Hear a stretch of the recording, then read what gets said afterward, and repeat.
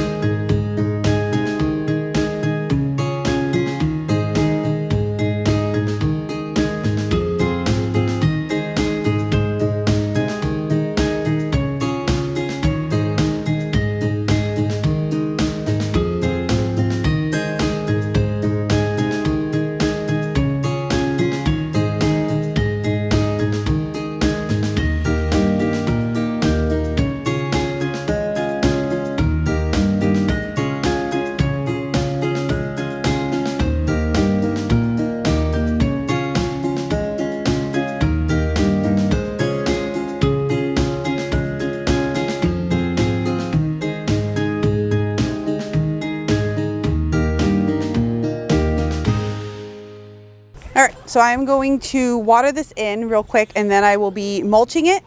The only thing that I have an issue with is now I have too many cabbage. I overseeded, but that's okay because I have some areas in my raised garden bed down below where the cabbage needs to go over there. Like I need to plug in new ones. So I'll plug in these ones. I also have a correction. These little green guys right here, these are not the early flat late Dutch, whatever I have. I can't remember the name. They're not the Dutch cabbage that I have down in the lower yard, the wider ones that I thought that I had. They are actually the Palacio di Verona cabbage that has like the purple and green. So I'm definitely glad I managed to get those in here. I hope we get some of those because those look really pretty. But I am going to water these in and then we are going to cover it in mulch. I also put some of the yellow onions in here just to deter some pests. They have gone through all the cold and they're gone through dry spells and they're starting to look like the ones that you buy at the big box stores that come in dried. I'm sure they have my garden centers too, but I've never looked for them because I always start mine from seed. But I've seen them at garden centers that come in bundle, like at big box bundles where they're just dried and tied together. That's pretty much what mine are starting to look like. But the ones that I put in on the other side of the yard, they did fine. So I'm guessing it's okay. This is just like in the potato video. This is the healthy straw, but I am not using the garden. I am using the farm because this is what I have locally. And I like to shop local when I can. And the onions and everything will come up right through this. They're going to be fine. The onions that I had planted in my broccoli area got zapped by that cold a lot. more than, for some reason, the ones that were on my hardening off table.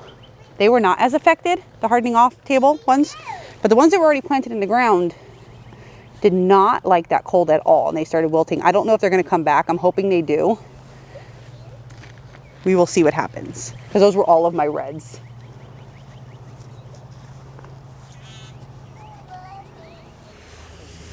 All right, I'm just going to give these a quick water to set down the mulch.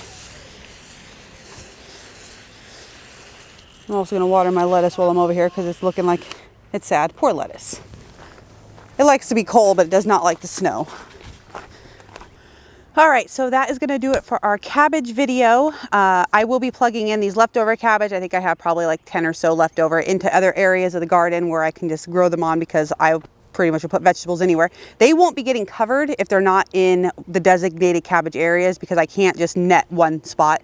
But I might try growing some for like ornamental appearance in my flower beds, and then if I get cabbage heads out of them that don't get eaten by the cabbage moths, which are literally, I don't know if you've seen any yet fluttering by in the background, but they're fluttering around everywhere, then I will just, you know, harvest them, we'll use them.